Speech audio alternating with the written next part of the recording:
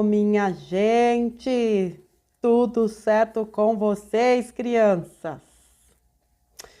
Gente, hoje eu vou trazer aqui um conteúdo que para mim faz todo o sentido do mundo neste momento.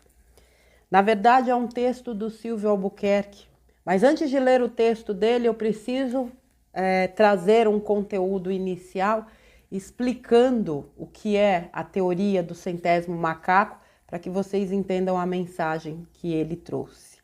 Em 2021, se não me falha a memória, eu fiz a leitura de um texto no Dicas, onde eu falava disso, e eu mandei esse vídeo há um tempo atrás para o Silvio e ele teve uma inspiração e escreveu sobre essa questão. E depois eu vou dizer o porquê, né, de eu trazer este conteúdo neste momento. Eu não tenho a pretensão aqui de trazer uma explicação científica, porque realmente não é a minha praia, mas eu vou falar um pouquinho do que é a teoria do centésimo macaco. Eu tenho certeza absoluta que vocês vão identificar o que eu estou falando. Então vamos lá. Depois eu vou deixar aqui o link deste blog Projeto Orem, onde ele tem um texto aqui falando dessa questão da expansão, da consciência, do centésimo macaco e traz outros assuntos interessantes que vale a pesquisa, tá bom, minha gente? Então vamos lá. A teoria do centésimo macaco. Esse fenômeno mostra que quando muitos estão cientes de alguma coisa, todos nós nos tornamos cientes desta alguma coisa. A história do centésimo macaco. O macaco japonês Fuscata vinha sendo observado há mais de 30 anos em estado natural. Em 1952, os cientistas jogaram batatas doces cruas nas praias da ilha de Koshima para os macacos. Eles apreciaram o sabor das batatas doces, mas acharam desagradável o da areia. Uma fêmea de 1 ano e meio, chamada Imo, descobriu que lavar as batatas num rio próximo resolvia o problema e ensinou o truque à sua mãe. Seus companheiros também aprenderam a novidade e a ensinaram as respectivas mães. Aos olhos dos cientistas, essa inovação cultural foi gradualmente assimilada por vários macacos. Entre 1952 e 1958, todos os macacos jovens aprenderam a lavar a areia das batatas doces para torná-las mais gostosas. Só os adultos que imitaram os filhos aprenderam esse avanço social. Outros adultos continuaram comendo batata doce com areia. Foi então que aconteceu uma coisa surpreendente. No outono de 1958, na ilha de Koshima, alguns macacos, não se sabe ao certo quantos, lavavam suas batatas. Vamos supor que um dia, ao nascer do sol, 99 macacos da ilha de Koshima já tivessem aprendido a lavar as batatas.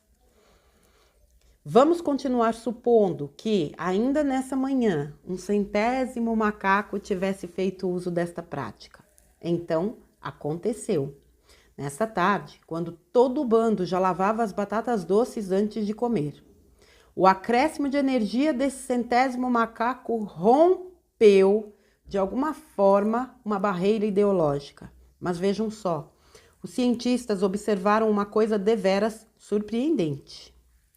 O hábito de lavar as batatas doces havia atravessado o mar. Bandos de macacos de outras ilhas, também dos grupos do continente, em Takasakiyama, também começaram a lavar suas batatas doces.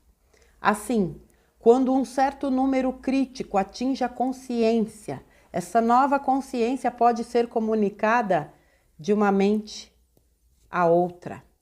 O número exato pode variar, mas o fenômeno do centésimo macaco significa que quando um só número limitado de pessoas conhece um caminho novo, ele permanece como patrimônio da consciência dessas pessoas. Mas há um ponto em que, se mais uma pessoa se sintoniza com a nova percepção, o campo se alarga de modo que essa percepção é captada por quase todos. Sua consciência é necessária para salvar o mundo. Você pode ser o centésimo macaco. Gente, então eles desenvolveram o hábito de lavar as batatas numa ilha. Quando atingiu o 100º macaco, foi observado que macacos de outras ilhas que não tinham a menor possibilidade de comunicação com aquela desenvolveram o mesmo hábito. Essa é a explicação do campo morfológico. Eu não vou entrar aqui em detalhes, eu não teria nem condições de fazer isso, mas resumidamente, os campos morfogenéticos, segundo os cientistas, os campos morfogenéticos são estruturas invisíveis que se estendem no espaço-tempo e moldam a forma e o comportamento de todos os sistemas do mundo material. Assim, sempre que um membro de uma espécie aprende um comportamento e esse comportamento é repetido vezes suficientes, o tal campo é modificado e a modificação afeta a espécie por inteiro, mesmo que não haja forma convencional de contato entre seus membros. A ressonância mórfica tende a reforçar qualquer padrão repetitivo, seja ele bom ou mal. Por isso, cada um de nós é mais responsável do que imagina, pois nossas ações podem influenciar os outros e serem repetidas. Esse é um estudo, eu vou entrar agora aqui no texto do Silvio, científico. Uns dizem que é teoria, tudo é teoria, né? Teoria e a gente sabe que de conspiração nunca teve nada. O fato é que um grupo de pessoas tem sim a possibilidade, entre aspas, de influenciar um número cada vez maior, à medida que vai se agregando mais um componente a esse grupo. Mas eu vou entrar com o texto do Silvio e depois sim eu entro com os meus comentários. O texto do Silvio ele escreveu no dia 24 de abril deste ano, 2022, e o título do texto dele é O 100º Humano. Vamos lá. Hoje eu recebi da minha querida amiga Márcia Rodrigues o vídeo que ela fala do 100º macaco. Ele representa ela representa um estudo científico ocorrido com macacos. Neste estudo, cientistas perceberam que uma mudança de comportamento iniciada por um único macaco influencia paulatinamente a incorporação deste comportamento nos outros macacos. Esse estudo comprovou a teoria do campo mórfico de Rupert Sheldrake, que afirma que uma mudança de comportamento de uma espécie ocorre quando uma massa crítica é atingida, ou seja, quando um número exato necessário é alcançado. A partir daí, o novo comportamento vira hábito em toda a espécie.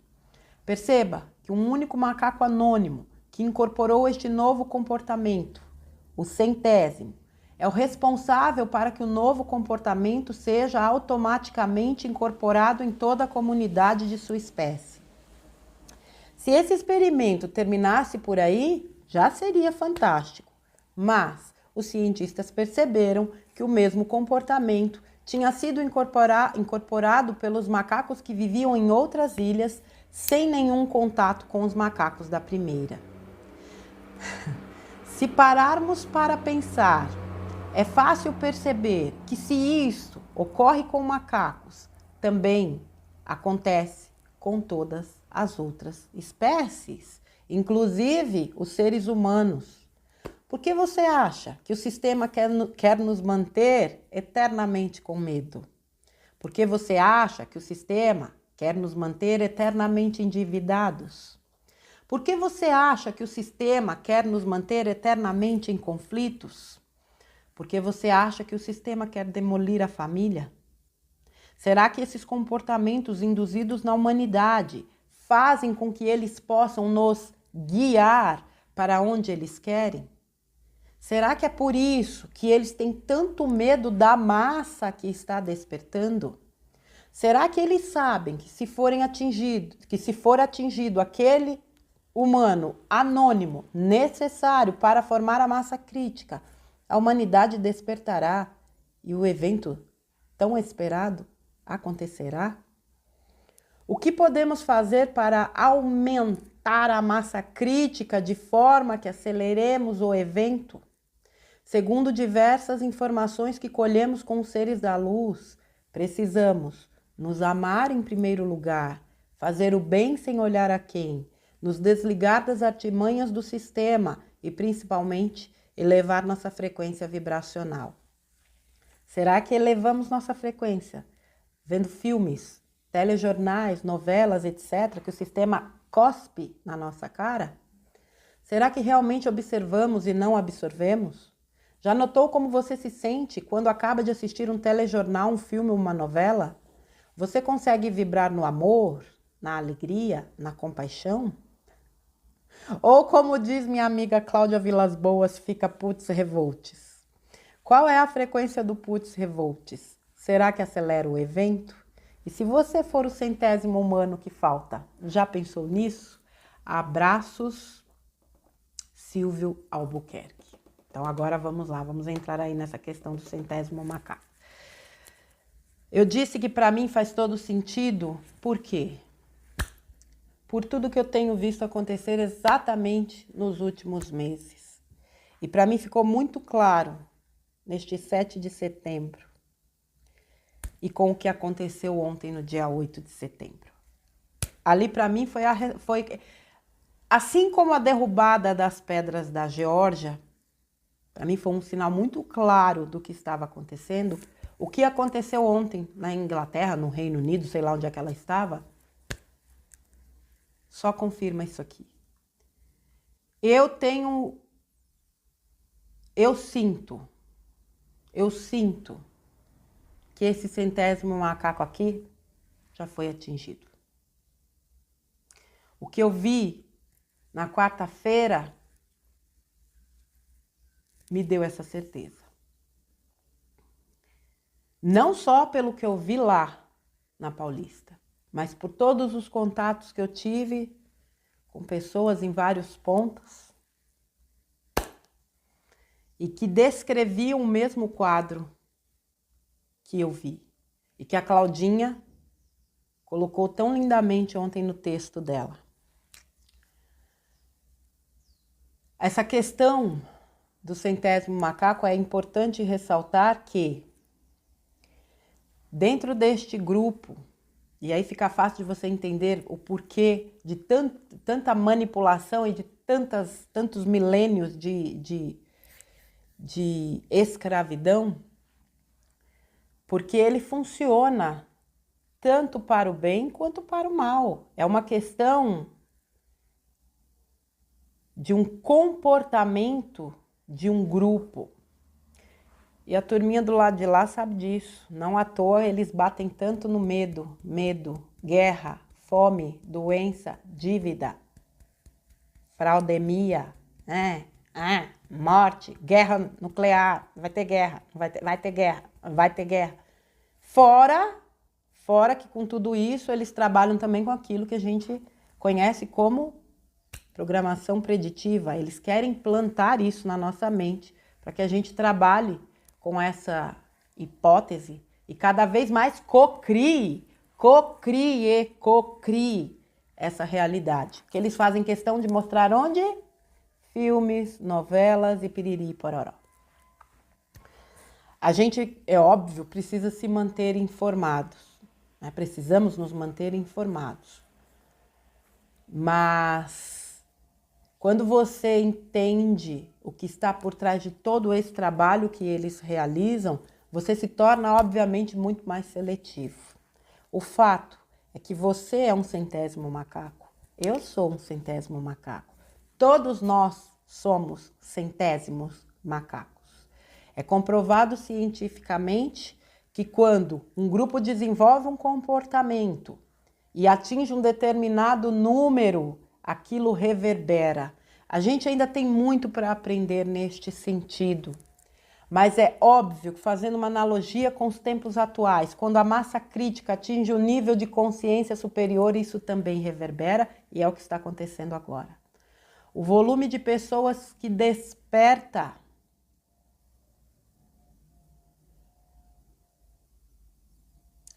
realmente talvez seja maior do que aquele que nós imaginemos. E eu espero que seja. De todo o meu coração, eu desejo que realmente seja. E eu acredito que quando a gente tem essa consciência, a grande diferença é essa, a consciência do poder que nós somos. Não é o poder que nós temos, não é quem somos, é o que somos. Não é a luz que temos, é a luz que somos. Não é o poder que temos, que possuímos, é o poder que somos. Nós somos. É a nossa essência, a luz, o poder, o amor. Somos nós. Quando nós entendermos, ou melhor, assimilarmos isso verdadeiramente, bingo! A gente atinge esse nível e uma vez que a gente atinge esse nível, ó, retroceder é impossível. Quando você alcança isso, essa verdade, a verdade está dentro de cada um de nós. Quando eu acesso a minha verdade para aquilo que eu sou como essência, um fractalzinho, mas um fractalzinho importante na história do meu eu superior, das minhas subdivisões de alma, das minhas superalmas. Eu sou a partezinha que veio para a periferia da galáxia, passar as experiências mais difíceis. O planeta Terra é um dos planetas mais difíceis de se encarnar, não só por conta da dualidade, não só por conta da roda de Sansara, não só por conta disso, mas porque o planeta esteve sob o jugo de forças tremendamente trevosas durante milênios, o que tornou o que já não era fácil ainda mais difícil. E nós estamos aqui, despertando as nossas consciências para aquilo que somos. Porque este é um caminho que toda alma percorre. Eu tenho certeza absoluta disso. A diferença está na escolha do... Então, eu não quero me voltar para a luz. Ok, fica na tua trevinha. Beleza. Um dia você vai se voltar para a luz. E aqueles que não se voltam, a gente já sabe o que acontece, né? E o fenômeno da segunda morte, onde são levados para o segundo sol, onde são levados para o sol central e têm as suas consciências resetadas, voltam a ser centelhas divinas, mas aí voltam para reinos, né? Desde o início da existência. Aqueles que não se voltaram, mas também não atingiram níveis, né, que cheguem a esse ponto, são levados aí para outros orbes, onde eles têm a possibilidade de vivenciar as suas experiências em mundos de terceira dimensão e percorrer o seu caminho evolutivo. Esse momento que a gente vive hoje é único. É único. E a gente precisa ter muita consciência dele, de que é uma oportunidade fantástica de atingirmos um degrau a mais na nossa escala evolutiva. Eu costumo dizer que neste momento não é qualquer alma que está encarnada aqui. E eu sinto isso de todo o meu coração. Eu realmente acredito que as almas que estão aqui estão para fazer a diferença. Especialmente as que estão acordadas. Vieram para cá para isso. Cada uma viveu um processo diferente dentro da sua individualidade, mas em linhas gerais os processos são muito parecidos. As dores, os sofrimentos, as dificuldades são muito parecidas. E essa turma, eu acho que o bacana disso tudo é que essa turma hoje se reencontra. Os grupos que vêm se formando, especialmente ao longo dos últimos 2 anos e meio, 3 anos, só aumenta. E se conecta cada vez mais. Quantas pessoas conversam comigo e falam, puxa vida, hoje eu me encontrei. Puxa vida, eu me desliguei de tantas pessoas e pude me ligar a outras onde existe uma sintonia ou religar. Puxa vida, eu sempre me senti tão sozinho, tão estranho, tão deslocado. E hoje eu sei que existem pessoas que sentem o que eu sinto, que sentiram o que eu senti, que pensam parecido, porque não existe isso de pensar igual, de sentir igual, gente. Cada um de nós é um pequeno universo. E é preciso respeitar isso. Mas hoje essa sensação de pertencimento, sem essa coisa formatada da Matrix, mas de você pertencer de fato a um grupo onde ressoe a energia, onde ressoe a forma de pensar, o sentir, faz toda a diferença. E nós nos fortalecemos e nos alimentamos e nos motivamos dentro dessas egrégoras que se formam, que se formaram, que se formarão. Eu sempre gosto de dar como referência o texto do Vital, As Ilhas Humanas, porque aquele texto para mim explica muito. Né? De estarmos em pontos estratégicos, nós não poderíamos, né? Não haveria sentido estarmos reunidos num único grupo, num único local, concentrados. Se tantas pessoas precisam de orientação, vão precisar de orientação, de alguém que lhes dê suporte, amparo, acolhimento, informação. Então nós somos essas ilhazinhas humanas espalhadas por todo o planeta, preparados para realizar o trabalho que nós viemos realizar.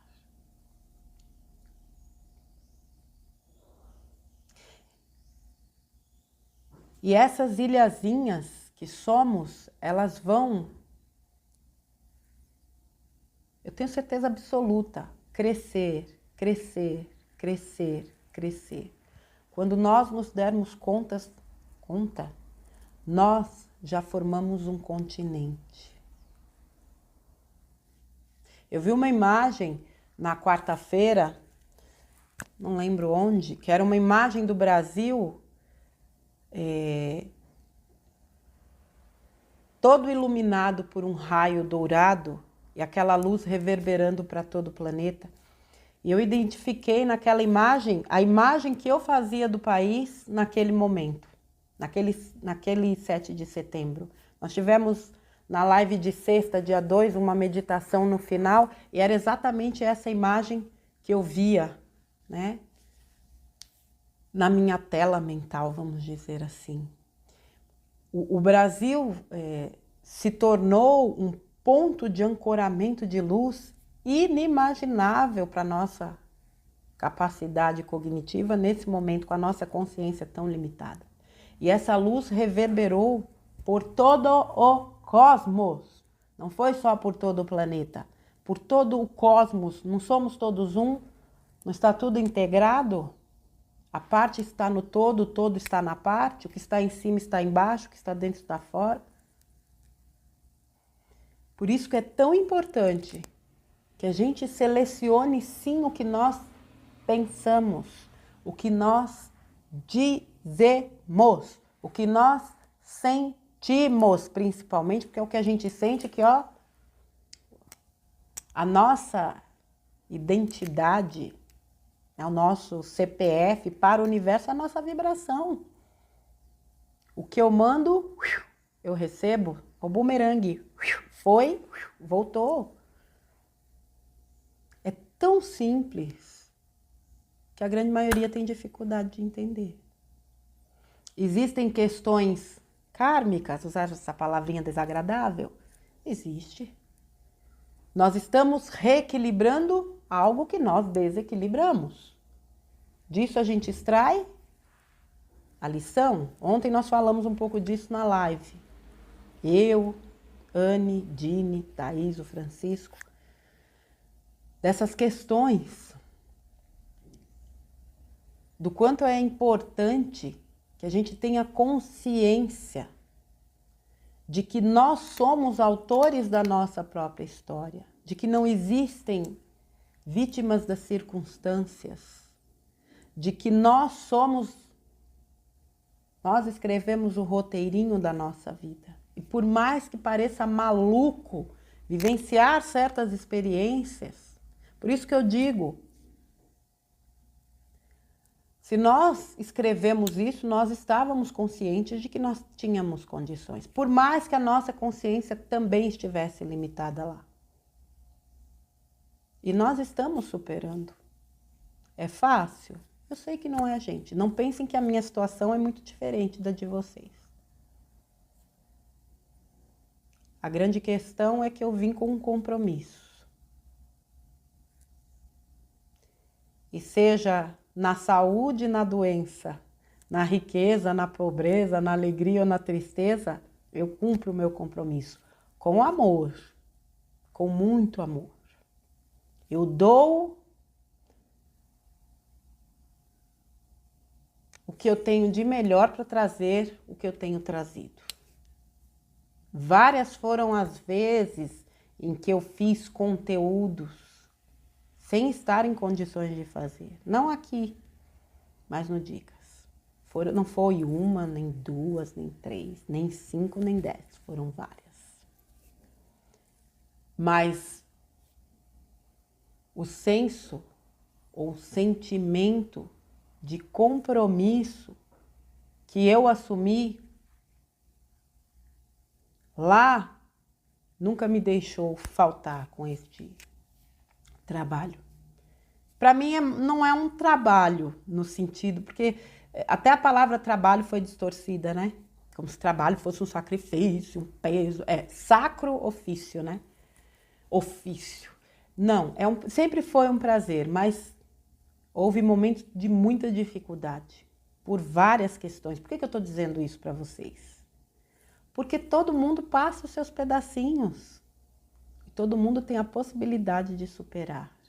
E quando a gente se encontra dentro de um grupo, em que a gente se sente acolhido, puxa, tudo muda.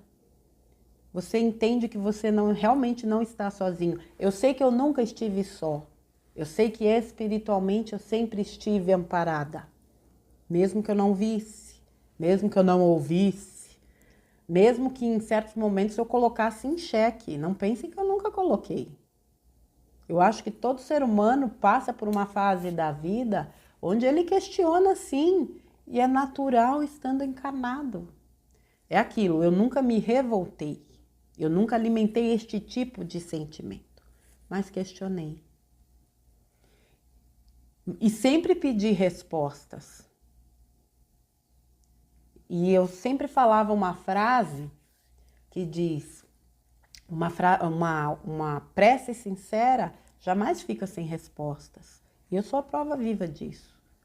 Não fica mesmo, não. É que às vezes as respostas não são aquelas que a gente quer. Mas todas elas são as que a gente precisa. E entender isso faz diferença. Cada um de nós tem um papel fundamental, gente, neste momento. Nós somos esses macaquinhos, sim. Nós somos essas consciências mais alargadas, que neste momento sustentam a energia deste planeta. E eu tenho certeza que o que aconteceu no dia 7 de setembro aqui e em outros pontos do planeta também, que muitos brasileiros se manifestaram em vários pontos do planeta, contribuiu muito para uma expansão maior. E o que aconteceu no dia 8, para mim, foi a resposta. Quem acompanha essas questões, digamos assim, dos bastidores do planeta, sabe que o que aconteceu ontem é o start para tudo que está previsto de vir a público. E nós precisamos sim, a gente precisa estar preparado para o quê? Para manter o nosso equilíbrio. Ninguém sabe como vai ser, embora eu possa estar me iludindo, mas eu acredito que as coisas vão acontecer com o menor impacto possível. Há um cuidado muito grande do plano espiritual, eu tenho certeza absoluta. Muito, no meu entendimento, já foi inclusive amenizado. Mas existem coisas que eu acredito que não há como não passar. E nós precisamos desse equilíbrio. E eu acredito que todos nós, de alguma forma, estamos recebendo um influxo maior de energia, de luz, de sabedoria, de entendimento, para que a gente tenha o posicionamento correto quando, de fato, as coisas começarem a vir à tona. Eu tive a sensação de que eu acho que eu já falei aí num vídeo, né? O dominozinho foi derrubado. Então agora é um efeito em cadeia e não há como segurar isso.